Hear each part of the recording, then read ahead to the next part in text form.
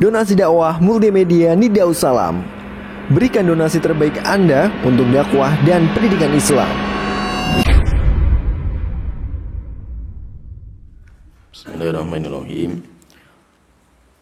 Innalhamdulillah nahmaduhu wa nasta'inuhu wa nastaghfiruh wa na'udzu billahi min syururi anfusina wa min sayyiati a'malina. May yahdihillahu fala mudilla lahu wa may yudlil fala hadiyalah. Wa asyhadu an la ilaha illallah wahdahu la syarika lah wa asyhadu anna Muhammadan abduhu wa rasuluh, amma ba'du. Kita melanjutkan kitab Ar-Ruh yang ditulis oleh Imam Ibnu Qayyim rahimahullah ta'ala. Dan pembahasan kita masih berkaitan dengan azab kubur. Di bab azab kubur, beliau menyebutkan beberapa masalah yang telah kita sebutkan. Masalah tentang azab kubur itu menimpa jasadnya atau rohnya atau dua-duanya. Dan telah kita sebutkan pendapat yang benar, dan itu pendapat jumhur para ulama, mengatakan bahwa azab kubur akan menimpa jasad dan roh. Walaupun hukum asal itu bagi roh, tetapi jasad ikut merasakan. Tetapi apakah jasad di dunia, yaitu jasad yang kita kuburkan di alam kubur, di kuburan, maka kita katakan tidak. Karena jasad yang kita kuburkan itu bukan di alam kubur, itu masuk jasad dunia. Karena itu masih bisa kita indra. Sesuatu yang masih bisa kita indra, kita lihat dengan mata, kita rasakan, kita raba, itu berarti bukan alam ghaib. Sedangkan alam ghaib itu adalah alam yang tidak bisa terindra, sehingga roh akan dikembalikan kepada jasad. Jasad yang mana? Yaitu jasad di alam barzah. Jasad di alam barzah. Sehingga terkadang kalau kita buka kuburan, kita bongkar, kuburannya masih sama dalam posisi tidur. Demikian juga kalau direkam, ya tidak ada pertanyaan, malaikat mungkar dan nakir. Sehingga kita katakan yang kita lihat dengan mata kita itu kuburan, dan kuburan itu termasuk alam dunia. Sedangkan pembicaraan kita itu berkaitan dengan alam kubur, dan alam kubur bukan kuburan. Alam kubur adalah alam ghaib bagi kita, sehingga indera kita tidak bisa menembus sampai ke sana. Dan ini masalah ini telah kita sebutkan panjang lebar. Walaupun ada juga pendapat nanti yang mengatakan bahwa azab kubur itu hanya menimpa ruh, ada juga yang mengatakan menimpa jasad. Tetapi mereka sama-sama menetapkan azab kubur itu ada. Dan telah kita sebutkan juga ada beberapa akidah yang menyimpang, yaitu akidah-akidah yang mengingkari azab kubur, sehingga azab kubur itu enggak ada. Mereka pun nanti akidahnya macam-macam, tapi semuanya menyimpang. Kenapa? Karena berkaitan dengan azab kubur itu masalah yang sudah disepakati oleh para ulama, tidak ada khilaf. Sehingga siapa yang mengingkari azab kubur, maka dia ahlul bidah, dia keluar dari ahlus sunnah wal jamaah. Cuma yang menjadi perbedaan itu, azab kubur itu menimpa jasadnya atau rohnya atau dua-duanya. Kita katakan itu masalah khilafiyah, tapi khilafnya lemah, yaitu khilafnya lemah, yaitu khilaf lemah itu tidak terlalu kuat. Kemudian masalah yang beliau sebutkan bukan bab, tapi ada beberapa masalah yang disebutkan di bab ini, masalah azab kubur, karena pembicaraan kita masih berkaitan dengan azab kubur. Yaitu beliau menyebutkan fasal, yaitu kayak sub bab. Jadi ya, bab itu nanti terbagi menjadi macam-macam pembahasan. Dan di sini ada fasal tentang azab kubur. Masalah azab kubur. Azab kubur masalah yang sudah disepakati oleh para ulama. Sehingga siapa yang menyelisih masalah ini maka dia orang yang menyimpang. Kata Imam Ibnu Qayyim, beliau mengatakan faslun wa hadza kama annahu muqtadha sunnati shahihah. Azab kubur sebagaimana itu telah dikandung dalam banyak hadis yang sahih, fahuwa muttafaqun alaihi baina ahli sunnah. Azab kubur itu merupakan perkara yang sudah disepakati oleh ahli sunnah wal jamaah. Masalah yang sepakati oleh para ulama itu nanti dinamakan dengan masalatul usul, dinamakan dengan usul akidah. Sedangkan masalah yang dikhilafkan oleh para ulama dinamakan dengan furu. Furu itu cabang. Jadi ada usul, ada furu. Nanti kalau dalilnya, dilihat dari dalilnya, kalau usul itu dalilnya qat'iyah, dalilnya pasti. Kalau hadis ya berarti sampai tingkatan mutawatir. Itu namanya hadis atau dalil yang berkaitan dengan masalah usul. Kalau masalah furu itu biasanya dalilnya dhoniyah. Dhoniyah itu yang masih membutuhkan perincian atau penafsiran. Jadi intinya di dalam masalah azab kubur, ini fahami ya, azab kubur itu ada satu masalah yang itu sepakat para ulama, nggak ada khilaf. Kemudian kedua, ada masalah yang itu khilafiyah. Itu khilafiyah dan telah kita sebutkan khilafnya. Jadi ada dua masalah yang berbeda dalam masalah azab kubur itu. Ada masalah yang pertama, penetapan adanya azab kubur. Azab kubur itu ada. Sebagaimana juga ada nikmat kubur. Kuburan itu entah nikmat atau azab. Jadi ada namanya nikmat kubur, ada namanya azab kubur. Ini sepakat, nggak ada khilaf di antara ulama Ahlussunnah. Sehingga siapa yang mengingkari azab kubur, misalkan orang mengatakan azab kubur itu nggak ada, maka dia bukan Ahlussunnah, dia ahlul bidah. Kenapa? Karena masalah ini sudah disepakati oleh para ulama. Kemudian masalah yang kedua, azab kubur itu menimpa apa? Menimpa jasadnya, atau rohnya, atau jasad dan rohnya. Kita katakan jumhur, dan banyak sekali dalil yang menyebutkan bahwa azab kubur itu menimpa jasad dan roh. Tapi ada ulama yang berpendapat azab kubur itu cuma rohnya saja. Dan itu yang berpendapat ulama Ahlussunnah. Ada juga ulama yang mengatakan azab kubur itu hanya jasadnya saja. Itu juga pendapat Ahlussunnah. Tapi mereka sama-sama menetapkan ada azab kubur. Cuma yang menjadi khilaf itu azab kubur ini menimpa jasad atau roh atau dua-duanya. Kita katakan itu masalah khilafiyah. Sehingga berkaitan dengan azab kubur itu, kata beliau, kata Imam Qayyim, itu perkara yang sudah disepakati sama Ahlussunnah wal Jamaah. Qala al-Marudhi, berkata Imam al-Marudhi. Qala Abu Abdillah, berkata Imam Ahmad bin Hanbal, azabul qabri haqqun. Azab kubur benar dan ada. La yunkiruhu illa dhalun mudillun. Kata Imam Ahmad, tidak ada yang mengingkari azab kubur kecuali orang sesat dan menyesatkan. Berarti orang itu sudah dicap sebagai orang yang sesat. Dia keluar dari Ahlussunnah wal Jamaah. Wa qala Hanbal, dan Hanbal mengatakan, Hanbal ini muridnya Imam Ahmad. Qultu li Abi Abdillah, saya pernah bertanya kepada Abu Abdillah. Abu Abdillah itu maksudnya Imam Ahmad. Fi adzabil qabri, tentang azab kubur. Faqala, maka beliau mengatakan, kata Imam Ahmad, hadhihi ahaditsu sihahun nu'minu biha. Hadis-hadis yang berkaitan dengan azab kubur itu adalah hadis-hadis yang sahih, sehingga kami beriman dengan hadis ini. Wa nuqirru biha, dan kami menetapkan. Kullu ma jaa'a ani Nabi sallallahu alaihi wasallam isnaduhu jayyidun aqrarna bihi. Semua hadis yang datang dari Rasulullah dan hadis itu sahih, maka kami tetapkan. Idza lam nuqirra bima jaa'a bihi Rasul wa dafa'nahu wa radadna 'ala Allahi amrahu. Siapa yang mengingkari hadis sahih, siapa yang menolak dan mengingkari hadis sahih, berarti dia itu sama dengan menolak dan mengingkari Allah Ta'ala. Kenapa? Karena Allah Ta'ala sudah berfirman dalam surat Al-Hasyr ayat ke-7, wa ma atakumur rasulu fakhudhuh. Apa yang didatangkan oleh Rasul, ambillah. Qultu lahu, maka saya tanya lagi sama Imam Ahmad, wa adzabul qabri haqqun, berarti azab kubur itu benar ada. Qala haqqun, maka Imam Ahmad mengatakan ada. Yu'adzabuna fil qubur, orang itu nanti akan diazab di dalam kuburan.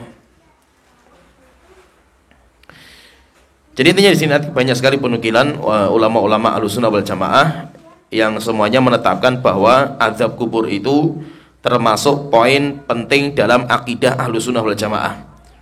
Siapa yang mengingkari azab kubur, maka dia sesat, dia menyimpang, dan dia nanti dimasukkan dalam kelompok ahlul bidah. Seperti misalkan pendapat orang-orang Mu'tazilah, demikian juga pendapat orang-orang Jahmiyah, dan yang lainnya banyak. Nanti Al-Imam Ibnu Qayyim menyebutkan banyak sekali pendapat ulama-ulama ya, kelompok-kelompok yang menyimpang berkaitan dengan azab kubur. Nanti mereka pendapatnya macam-macam, tapi mereka sama menetapkan bahwa azab kubur itu nggak ada, sama, sehingga mereka nanti dijuluki sebagai ahlul bidah. Kemudian setelah itu ada poin berikutnya. Jadi masalah azab kubur kita pahami di sini, pembahasan ringkas. Saya ringkaskan karena panjang sebenarnya, tetapi saya ringkaskan bahwa azab kubur termasuk perkara yang sudah disepakati sama ulama Ahlussunnah wal Jamaah. Sehingga siapa yang mengingkari azab kubur, maka dia ahlul bidah.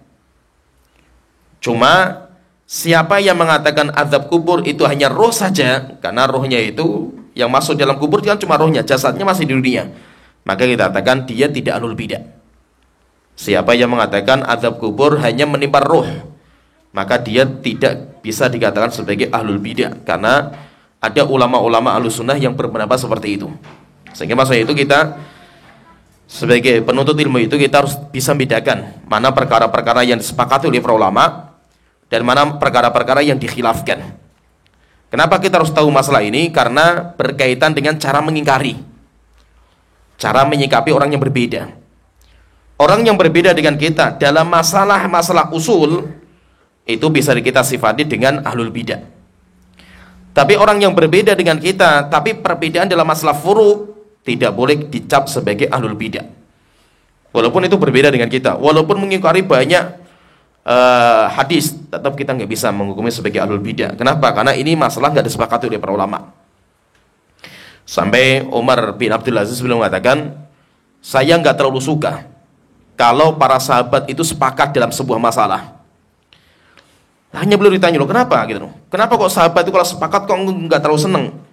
Maka beliau mengatakan, karena kalau sudah sepakat pintu sudah tertutup, nggak ada namanya ijtihad, nggak ada namanya penelitian, diskusi nggak boleh. Yang ada cuma kita menetapkan siapa yang berbeda sesat, selesai. Tetapi saya lebih suka, kata Umar bin Abdul Aziz, saya lebih suka kalau sahabat itu berbeda pendapat. Kenapa? Karena kalau sahabat berbeda pendapat, akhirnya ilmu terbuka. Ilmu terbuka, sehingga kita, orang-orang akhir zaman bisa meneliti mana pendapat dalam masalah yang paling kuat, kita diskusikan, kita kuatkan mana yang lebih kuat, kemudian kita, akhirnya ilmu terbuka semua. Itu kata Umar bin Abdul Aziz seperti itu. Sehingga pahami ya di sini ya, kalau orang ditanya misalkan bertanya, itu pernah saya sebutkan juga. Kalau ada orang bertanya misalkan, boleh nggak berbeda pendapat dalam masalah akidah? Boleh nggak? Antum beda akidahnya sama saya, berarti antum halus sesat, antum bukan halus sunnah itu. Boleh nggak? Ada orang beda akidahnya sama kita, sesat nggak orang itu? Sesat? Masya Allah, ngeri ya. Ngeri. Maka kita katakan, ya paham ya. Ada orang misalkan mengatakan, oh dia beda akidahnya dengan kita itu. Maka kita katakan akidah yang mana? Akidah yang mana? Akidah itu ada dua, ada yang usul, ada juga yang furu. Tidak semua akidah itu usul, tidak semua akidah itu para ulama sepakat gitu. Sehingga ada masalah akidah di mana ulama sepakat, ada masalah akidah di mana ulama berbeda pendapat. Nah, sehingga kita dudukan bedanya dalam masalah apa dulu? Oh, dia beda, dia itu mengatakan azab kubur nggak ada. Sesat kalau ini. Kenapa? Karena azab kubur itu ulama sepakat, nggak ada khilaf dalam bab ini. Kalau ada orang mengatakan, oh dia beda sama kita, bedanya apa? Dia berpendapat kalau Nabi Muhammad itu melihat Allah ketika Isra Mi'raj. Itu masalah akidah loh, ini nggak main-main, karena melihat Allah loh ini. Kita cap sebagai orang sesat nggak? Nggak. Karena banyak ulama Ahlussunnah yang pendapatnya seperti itu. Walaupun itu masalah akidah. Ada orang mengatakan, oh dia beda sama kita loh. Kenapa? Karena dia pendapatnya azab kubur itu hanya menimpa roh saja. Boleh nggak dicap sebagai ahlul bidah? Nggak bisa. Karena banyak ulama Ahlussunnah yang berpendapat seperti itu juga. Sehingga maksudnya itu apa? Masalah akidah itu ada dua. Ada yang disepakati oleh para ulama, ada yang dikhilafkan. Yang disepakati namanya usul, kita masukkan dalam usul. Sedangkan yang dikhilafkan dinamakan dengan furu. Demikian juga kalau ada yang mengatakan orang berbeda dalam masalah fikih itu boleh. Itu nggak tepat juga. Masalah fikih itu juga ada dua. Ada yang disepakati oleh para ulama, ada yang nggak disepakati. Walaupun masalah fikih loh itu. Contohnya misalkan orang yang mengatakan bahwa mengusap sepatu itu nggak boleh. Tidak boleh mengusap sepatu. Maka kita katakan itu ahlul bidah. Kenapa? Karena sepakat semua para ulama, bahkan hadisnya mutawatir. Rasulullah itu membolehkan mengusap sepatu bagi orang mukim sehari semalam, bagi orang musafir 3 hari 3 malam. Itu sepakat, nggak ada khilaf.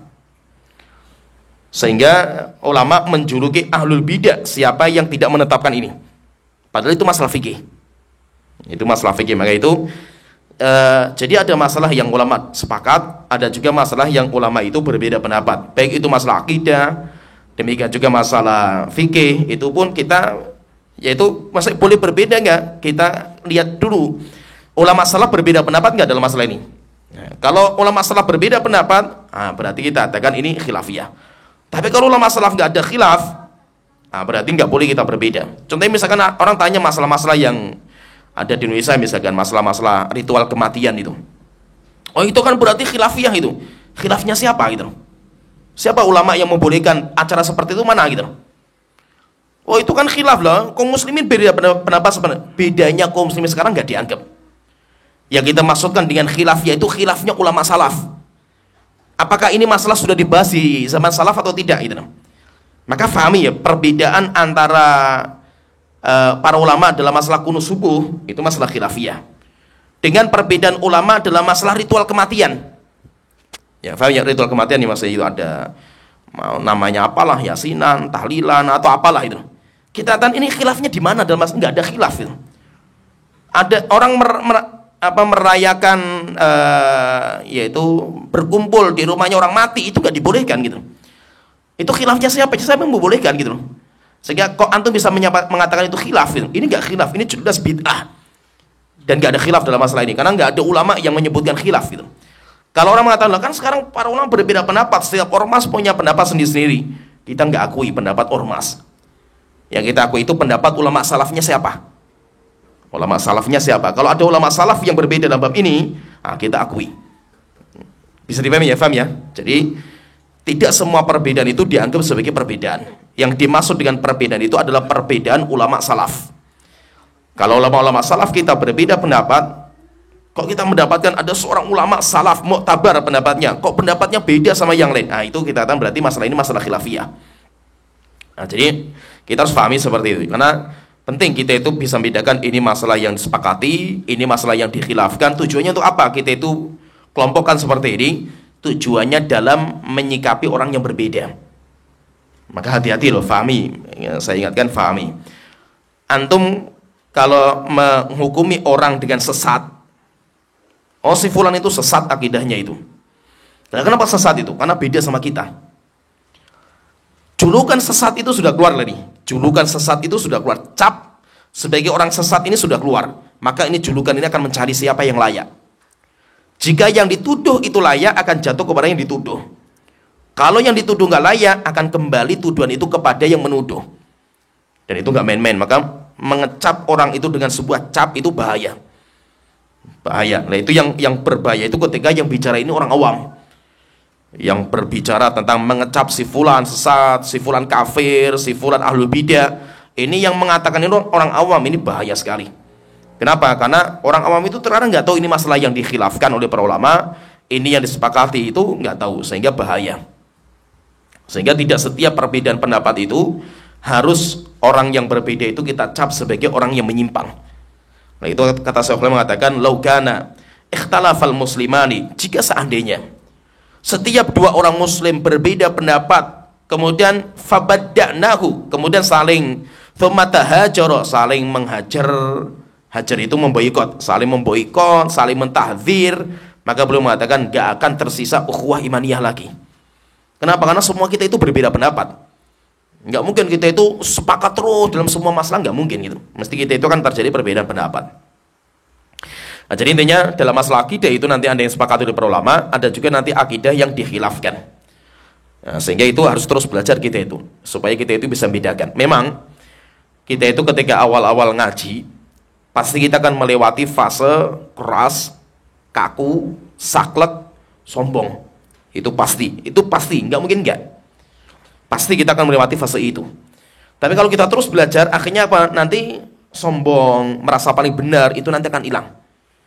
Akan hilang. Setelah itu kita bisa dudukan masalah, ini masalah khilafiyah. Antum beda sama saya masih menghormati antum. Karena saya tahu pendapat antum itu siapa ulamanya, dalilnya mana. Saya juga punya pendapat, dan saya nggak berani maksa antum untuk mengikuti pendapat saya. Kenapa? Karena masalah ini masalah khilafiyah. Sehingga nanti semakin tinggi ilmu itu, semakin bisa mendudukan masalah sesuai dengan porsinya masing-masing. Dan itu biasa kayak gitu, biasa. Saya ikut dulu ketika awal ngaji di Indonesia itu, saya berpendapat, ya karena kita bacanya cuma kitab Syalbani. Menggerakkan jari ketika tasyahud itu adalah akidah Ahlussunnah. Sehingga siapa yang tidak menggerakkan jari telunjuk ketika tasyahud, dia bukan salafi. Karena kita taunya cuma itu. Setelah kita ke Yaman, saya mukbil pendapatnya dalil hadis yang menggerakkan jari telunjuk dhaif. Bingung kita, waduh kok dhaif ini gimana ini kan itu. Setelah itu kita gali lagi masalah itu, Syekh Utsaimin pendapatnya sunnahnya menggerakkan jari telunjuk itu ketika doa. Allahumma inni a'udzubika min adzabi jahannam, baru jari telunjuk itu digerakkan. Akhirnya apa? Ini berarti khilaf semua para ulama dalam masalah ini. Berarti apa? Masalah gampang lah itu. Antum mau gerakan ya silahkan, saya nggak gerakan ya silahkan, nggak usah saling memaksa, apalagi saling menyesatkan. Tapi awal ngaji mesti akan fasenya itu akan dilalui, pasti. Sehingga maksudnya itu saya ingatkan, hati-hati mengecap orang lain dengan sesat, orang yang menyimpang akidahnya itu hati-hati. Apalagi kita orang awam yang belum belajar akidah, yang belum belajar kitab-kitab para ulama, itu hati-hati. Setelah itu kita masuk di poin terakhir yang disebutkan oleh Imam Ibnu Qayyim di bab ini, di bab masalah adab kubur. Di poin terakhir beliau mengatakan faslun, dan ini yang paling penting. Beliau nanti akan menyebutkan beberapa contoh adab kubur. Adab kubur itu contohnya kayak apa? Faslun, beliau mengatakan fasal wa mimma yanbaghi ayyu'lam, dan termasuk perkara yang harus diketahui, anna adzabal qabri huwa adzabul barzah. Coba fahami, ini penting. Azab kubur itu adalah azab alam barzah. Sehingga bukan alam dunia, beda, ini sudah alamnya berbeda. Fakullu man mata, maka siapa yang mati, siapa yang meninggal, wa huwa mustahiqqun lil azab, dia berhak untuk diazab. Yaitu nanti orang itu akan diazab. Walaupun azabnya itu cuma sekedar dhammah itu dihimpitkan kuburan. Dan itu semuanya orang dapat. Sampai Rasulullah mengatakan, jika seandainya ada orang yang selamat dari himpitan kubur, niscaya yang selamat itu Sa'ad bin Mu'adz. Sa'ad bin Mu'adz itu ketika meninggal sampai singgasana Allah bergoyang. Saking mulia sekali Sa'ad bin Mu'adz ini. Karena dia membuka dakwah di Madinah. Dia ketua qabilah. Rasulullah mengatakan, jika seandainya ada orang yang selamat dari himpitan kubur, niscaya Sa'ad bin Mu'adz yang selamat. Tapi nggak ada yang selamat. Sehingga semua akan mendapatkan azab kubur, cuma tingkatannya nanti azabnya itu beda-beda. Maka beliau mengatakan, semua yang mati kemudian dia masuk dalam kubur, maka dia itu layak untuk mendapatkan azab. Nalahu nasibuhu minhu, dia nanti akan mendapatkan bagian masing-masing. Ubira, beliau mengatakan, coba perhatikan ya. Maka ini tidak bisa kita kiaskan dengan otak kita, dengan indera kita. Beliau mengatakan, baik orangnya dikubur maupun nggak dikubur. Contohnya misalkan orang muslim ketika meninggal ya dikubur. Nah sekarang kalau orang non muslim, ada yang dibakar, ada yang jasadnya nggak dikuburkan, ditaruh di sebelah pohon yang menghilangkan bau, atau di mumi. Berarti apa? Baik itu dikubur maupun nggak dikubur, tetap masuk di dalam kubur dan rohnya kembali ke jasad. Maka ulatan kubiru aulam yukbar, mau orang itu dikubur maupun nggak dikubur. Falo akalat husiba, atau orang itu dimakan binatang buas. Ada orang dimakan binatang buas sampai jadi kotoran. Au uhrika hatta sara ramadan, atau dibakar sampai menjadi abu. Au nusifa fil hawa, atau dia itu terbuang, yaitu jatuh dari langit, jatuh habislah masa itu sampai pecah jasadnya itu dan gak dikuburkan. Atau ausuliba, atau disalib, orang meninggalnya dengan cara disalib. Au ghiriqa fil bahri, atau dia tenggelam di lautan. Tenggelam di lautan sampai akhirnya mungkin dimakan sama ikan-ikan, habis jasadnya. Terus bagaimana kalau seperti ini? Maka beliau mengatakan wasala ila ruhihi wa badani minal azab. Ketika orang itu layak untuk diazab, maka azabnya akan terasa untuk roh dan jasadnya. Kalau orang bertanya, loh kan jasadnya sudah hancur, sudah habis jadi debu kalau dibakar. Maka kita katakan yang dibakar itu jasad dunia. Ini kita bicara bukan jasad dunia, ini jasad akhir alam kubur yang kita bicarakan. Sehingga tidak berkaitan dengan jasad dunia. Jasad dunia misalkan ada orang di mumi, misalkan dibungkus dengan mumi, ditutup dengan mumi dan dia nggak bisa apa-apa, nggak bisa gerak, wong dibungkus kan gitu. Terus bagaimana nanti malaikat mungkar dan nakir kan katanya mendudukkan, kita katakan mendudukkan jasad yang di alam barzah, bukan jasad yang di dunia. Maka fahami ya, jasad dunia itu bukan menjadi standar orang itu orang mulia maupun tidak. Contohnya misalkan gini, karena kita banyak tertipu jasad dunia. Contohnya misalkan, kalau ada orang dia menggali kuburan, kemudian mendapatkan ada orang yang mati yang sudah lama, jasadnya masih utuh. Itu kan sering itu. Seperti ketika orang bikin tol itu kan sempat ada kabar kayak gitu kan, gempar waktu itu.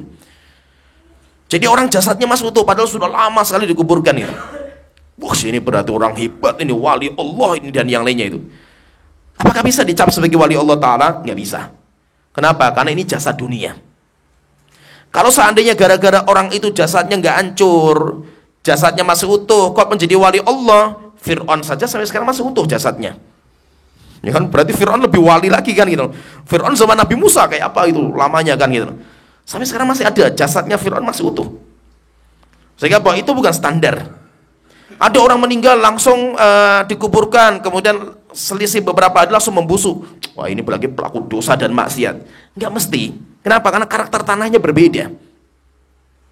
Ada orang dikuburkan misalkan di Pekalongan yang daerahnya rob seperti ini, orang dikuburkan banyak air di dalamnya.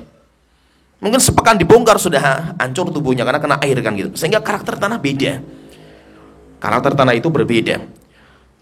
Orang dikuburkan, tapi dikuburkan di tempat yang itu banyak garam. Yaitu banyak garam, yaitu kandungan garam, karena kandungan garam itu akan membuat awet. Akhirnya buat jasadnya awet, bisa awet. Seperti Fir'aun. Kenapa kok Fir'aun itu awet? Karena kandungan garam itu banyak dalam jasadnya. Nah, jadi maksudnya itu semuanya nggak bisa jadi patokan. Intinya kita itu bicaranya alam kubur. Alam kubur nggak ada kaitannya dengan kuburan. Kuburan bukan alam kubur. Sehingga kita lihat dengan mata kita itu bukan alam kubur. Mungkin nggak benar seperti itu? Ya mungkin. Namanya mungkin itu semuanya kemungkinan. Contohnya misalkan gini. Ada orang dikuburkan misalkan seperti cerita yang masyhur sekali waktu di Saudi. Ada orang dikuburkan, selesai, rupanya orang tuanya itu jamnya itu jatuh. Dia nggak sadar waktu turun di kuburan itu jatuh. Akhirnya bapaknya kembali, kemudian minta dibongkar lagi kuburannya untuk ngambil jamnya itu. Ketika dikuburkan, itu baru berapa jam itu, belum ada sehari. Mendapatkan jasadnya anaknya itu keluar darah segar. Kemudian ketika dibuka itu, di sini itu kayak ada bekas palu. Jadi kayak dipalu kepalanya sampai pecah kepalanya itu. Kemudian keluar darah-darah segar. Apakah ini itu mungkin diazab oleh malaikat? Mungkin. Ibaratnya kayak kita itu tidur, roh kita mimpi dalam mimpi itu. Kemudian kita ngos-ngosan, kemudian yang lainnya kan itu. Itu mungkin gitu. Mungkin, tapi itu nggak bisa jadi patokan. Sehingga maksudnya bahwa kita jangan memvonis. Oh, ini pasti kayak gini nih, ini pasti kayak gini, nggak bisa. Alam ghaib tidak bisa disamakan dengan alam nyata, alam yang kelihatan dengan indera. Maka beliau mengatakan orang itu dalam kondisi mati kayak apa saja, mau dikubur maupun tidak, dibakar, dimakan binatang, semuanya sama. Kalau dia diazab, azabnya sampai ke jasad dan rohnya. Dan terkadang beliau mengatakan, dan terkadang mayasiru ilal makbur, terkadang azabnya sampai ke jasad yang dikuburkan. Yaitu jasad yang dikubur itu terkadang juga terasa. Mungkin masa itu, tapi itu enggak harus gitu. Setelah itu beliau menyebutkan ada cerita, nanti Rasulullah melihat ini dalam mimpi-mimpi beliau, bentuk azab, jadi macam-macam bentuk azab. Kemudian beliau mengatakan wa fi sahihil Bukhari, dalam hadis Bukhari dari Samurah bin Jundub radhiyallahu anhu, beliau berkata, karena Nabi sallallahu alaihi wasallam idza shalla salatan aqbala alaina biwajhihi. Rasulullah SAW itu kalau selesai salat, biasanya beliau itu menghadapkan wajahnya kepada kita. Itu biasanya nanti Rasulullah itu seringnya kalau subuh. Faqala, kemudian Rasul itu pernah beliau bertanya, man ra'a minkum al-lailata ru'ya. Siapa tadi malam di antara kalian yang bermimpi? Qala fa in ra'a ahadun ru'ya qassaha. Kalau ada seorang sahabat yang melihat mimpi, Rasulullah minta kepada sahabat untuk maju, coba ceritakan mimpi kamu. Nanti kalau dia selesai menceritakan, akhirnya nanti Rasulullah tawarkan, siapa di antara kalian yang ingin menafsirkan? Pernah ada seorang sahabat mimpi, disuruh maju sama Rasulullah, ceritakan mimpi kamu. Setelah itu Rasulullah tawarkan, siapa yang mau menafsirkan? Abu Bakar mengatakan, ya Rasulullah, coba saya ingin menafsirkan. Hanya silakan. Selesai menafsirkan, Rasulullah mengatakan, dalam tafsiran kamu itu ya Abu Bakar, ada yang benar dan ada yang keliru.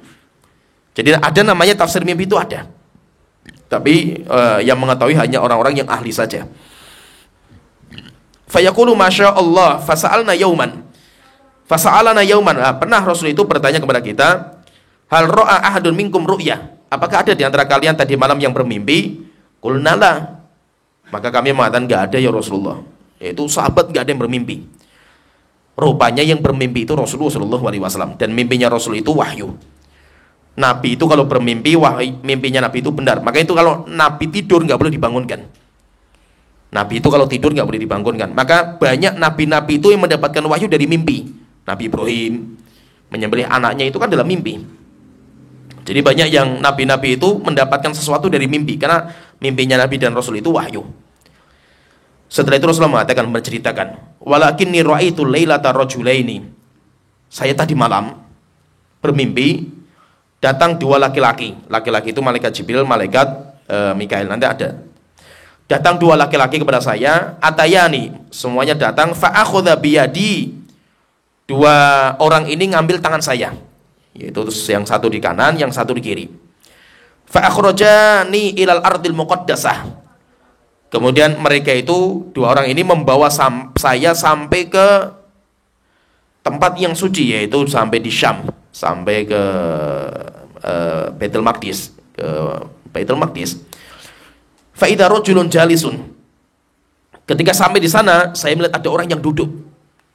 Ada orang yang duduk di masjid, yaitu duduk di situ di tempat yang suci itu. Wa rajulun qaimun, dan ada juga yang berdiri. Ada orang yang berdiri sebelahnya. Biyadihi kalubun min hadid. Orang yang berdiri itu dia itu membawa kalub, membawa jangkar besi. Yudkhiluhu fi shikkihi hatta yablughu qafahu. Yaitu ada orang yang duduk, setelah itu ada orang berdiri, dia berdiri membawa jangkar besi.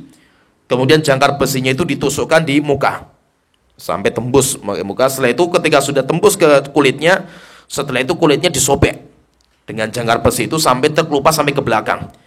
Yaitu ibaratnya kayak kita itu lihat orang kalau mengelupas kelapa, kulit kelapa itu, jadi dikelupas. Tsumma yaf'alu bisyidqihil akhar mithlal dzalika. Setelah itu yang kiri juga dikelupas sampai ke belakang. Ketika kiri itu sudah kelupas sampai ke belakang, fayaudu, yang kanan kembali lagi. Setelah itu yang kanan kelupas lagi, nanti kiri balik lagi, terus seperti itu. Qultu, saya bertanya, mahadha, siapa mereka ya, wahai dua orang yang bawa saya ini? Qala intalik, wahai Muhammad pergi, ayo pergi lagi, lanjutkan perjalanan. Fantolakna hatta ataina ala rajulin muttaji'in ala qafah. Kemudian kami berjalan lagi, kemudian saya mendapatkan ada orang yang tidurnya itu tengkurap. Tengkurap itu berarti kepalanya di bawah, menghadap ke bawah. Wa rajulun qa'imun ala ra'sihi bi sukhratin. Kemudian ada orang datang bawa batu yang besar. Fayashdaqu biha ra'sahu. Orang bawa batu yang besar datang ke orang yang tidur tengkurap itu. Setelah itu batu yang besar itu dipukulkan di kepala orang yang tidur. Sampai akhirnya kepalanya remuk dan saking buanternya dibanting batunya itu. Fa idza darabahu tadahdahul hajaru. Saking kerasnya dibanting batu sampai batunya itu terpental jauh sekali.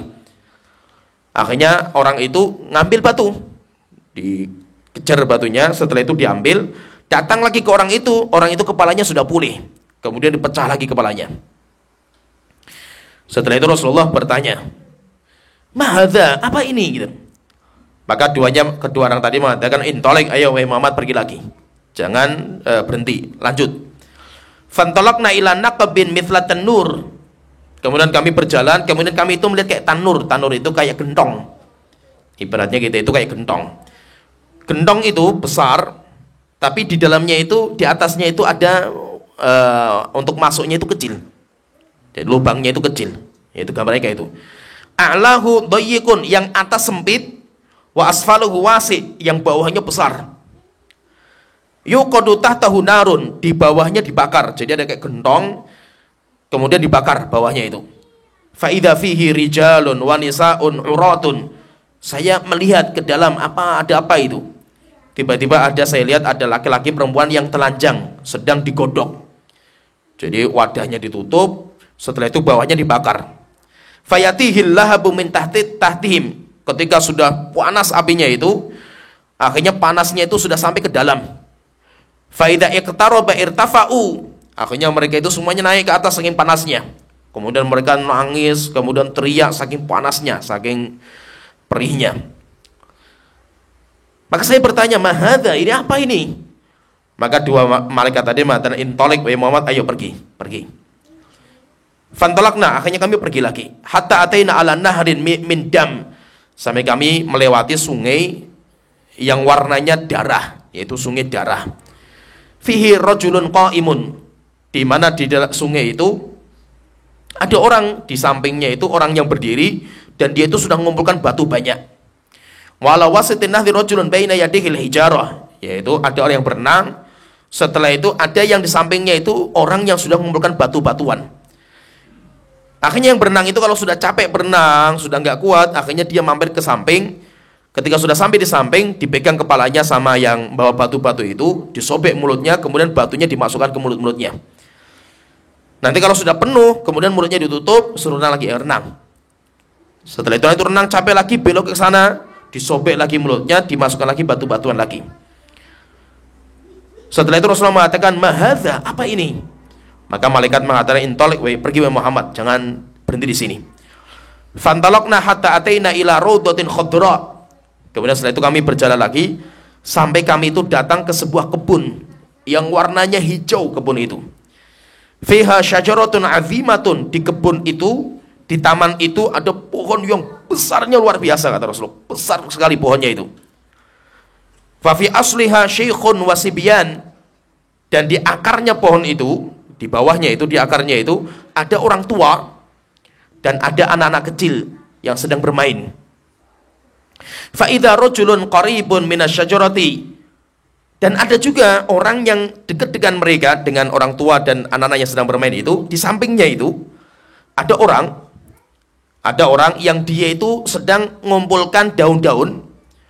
Baina yadayhi narun yuqiduha, dan dia itu sedang menyalakan api dan apinya itu dibesar-besarkan sama orang itu.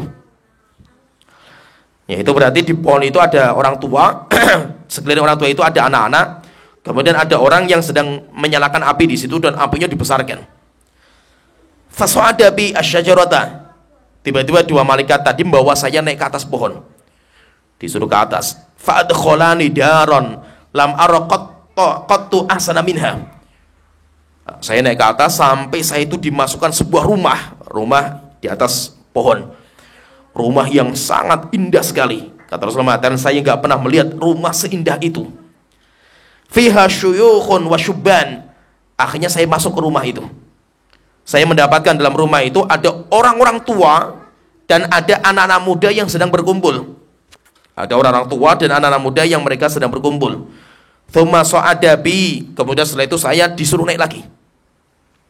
Fa'adkholani daron hiya ahsan wa afdal. Kemudian saya disuruh masuk ke rumah yang lebih indah daripada sebelumnya. Yaitu rumah ini lebih indah lagi daripada sebelumnya. Akhirnya setelah itu saya mengatakan, saya berhenti, kemudian istirahat di situ, di rumah terakhir itu. Kemudian setelah itu ketika sudah berhenti, saya tanya sama dua orang itu, tawaftumani al-lailata. Kalian berdua sudah membawa saya jalan-jalan sepanjang perjalanan ini. Fa akhbirani amma ra'aitu, tolong kabarkan, ceritakan apa yang saya lihat ini apa. Qala na'am, akhirnya dua orang itu bercerita. Alladzi ra'aitahu yushaqqu sidquhu kadzdzabun yuhadditsu bil kadzibah. Pemandangan pertama yang kamu lihat wahai Muhammad, ada orang yang disobek mukanya dengan jangkar besi sampai terkelupas.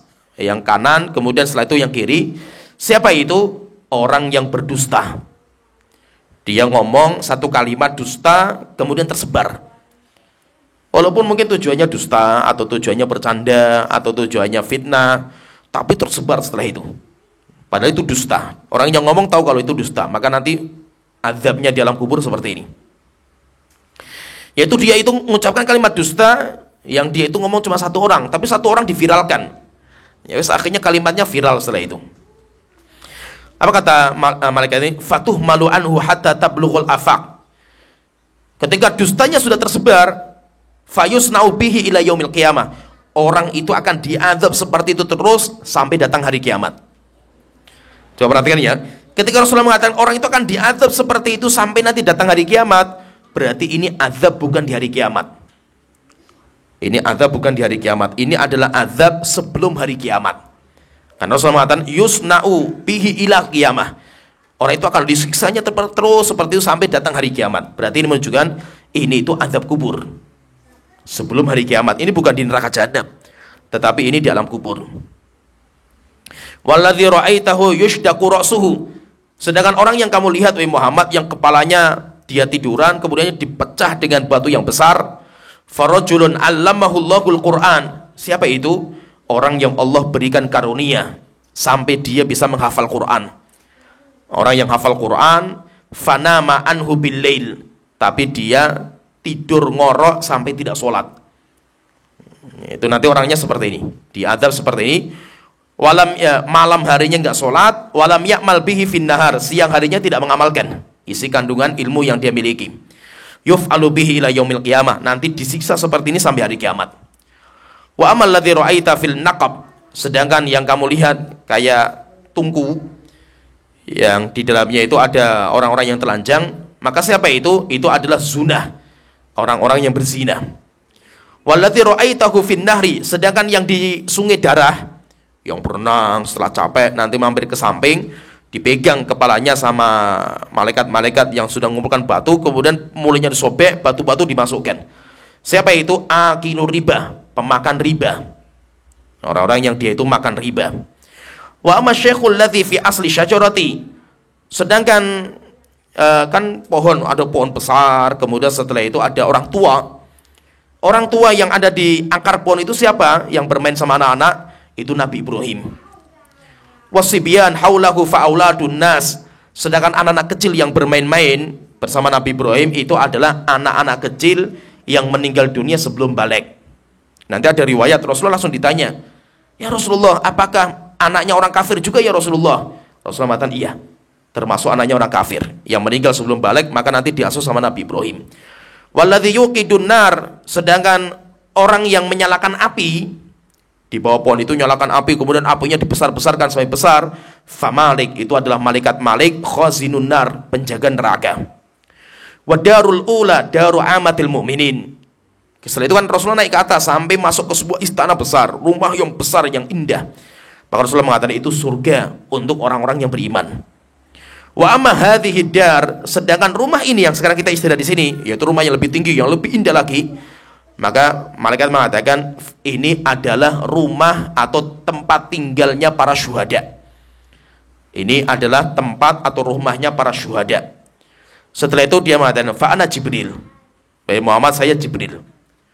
Wa hadza Mikail, sedangkan ini yang kedua namanya Mikail. Yaitu malaikat Jibril dan Mikail rupanya. Rasulullah pun enggak tahu awal-awalnya itu. Farfa ra'saka.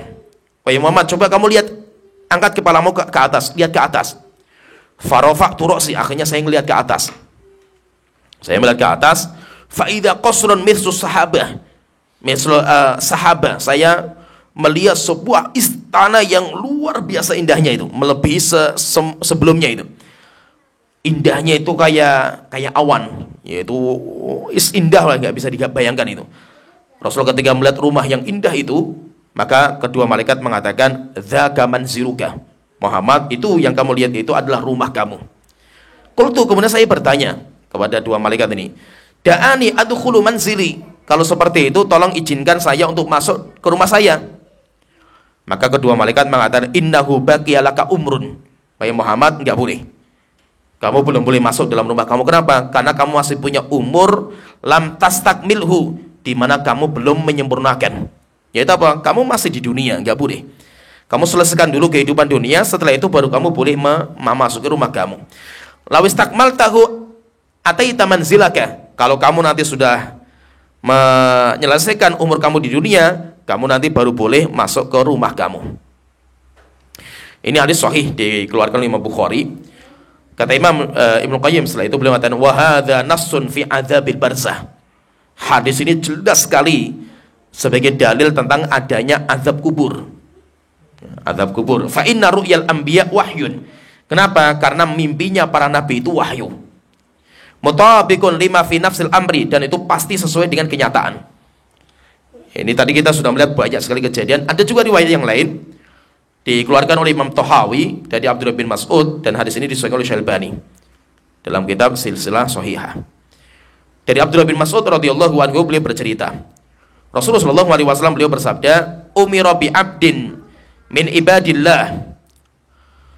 Ada seorang hamba ketika dikuburkan, Allah memerintahkan kepada malaikat untuk memukul kepalanya, ayyudraba fi qabrihi mi'ata jaldatin.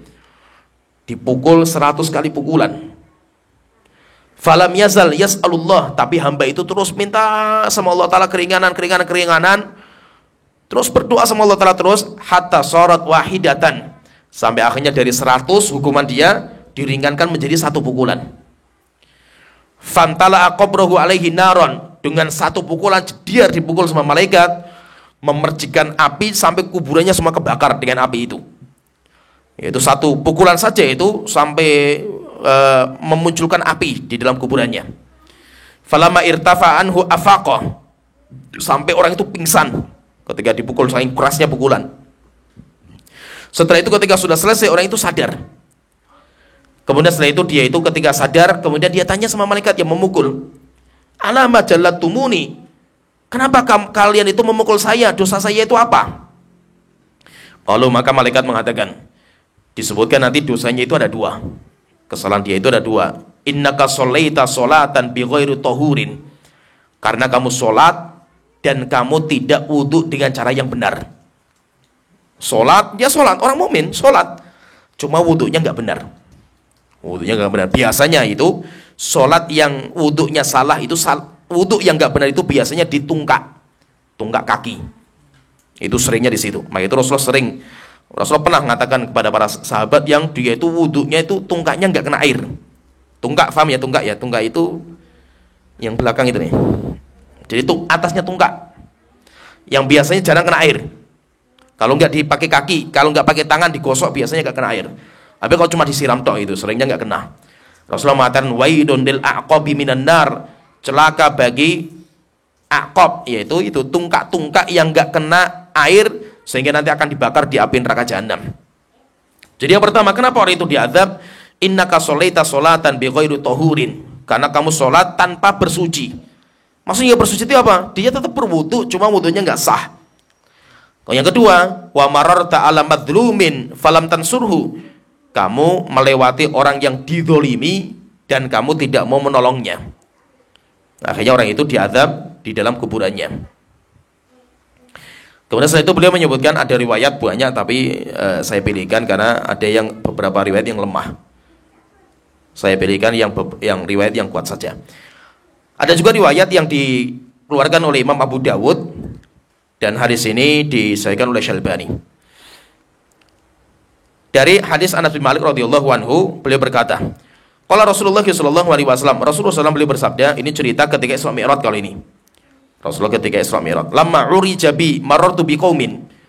Ketika saya itu Isra Mi'raj, saya melewati sebuah kaum, lahum adfarun min nuhasin.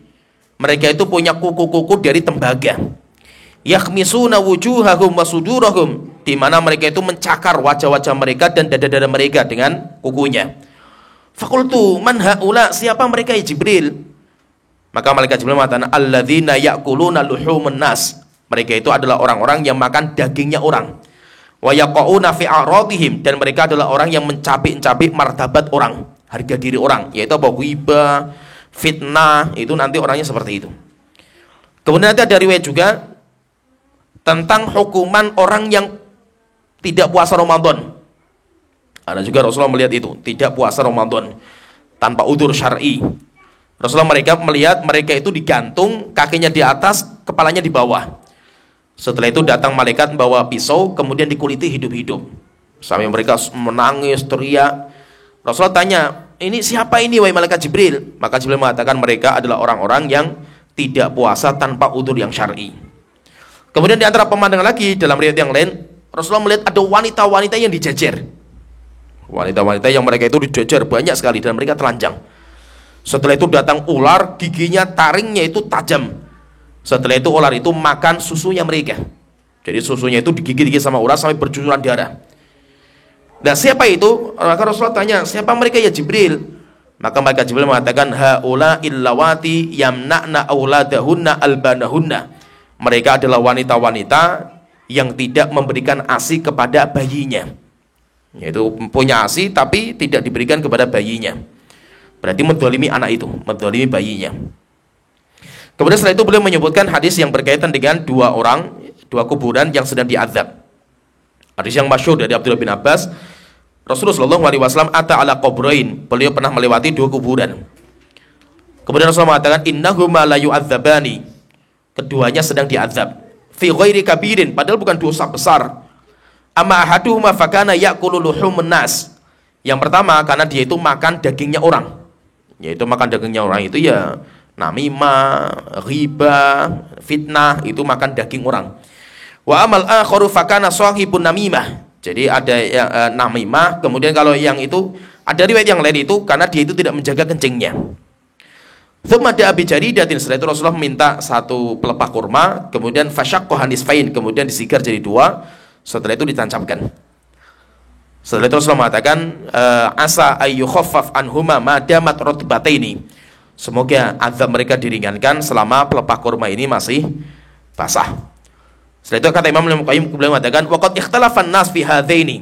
Para ulama berbeda pendapat tentang dua orang ini, mereka itu kafir atau enggak, atau mereka itu mukmin.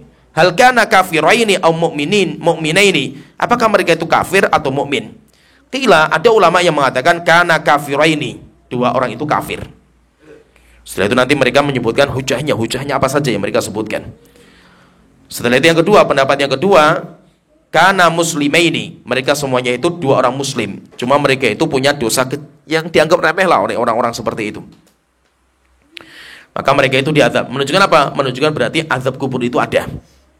Azab kubur itu ada. Dan nanti ini dalam hadis ini nanti sebagai dalil bahwa terkadang ada orang yang azab kuburnya itu di kuburan.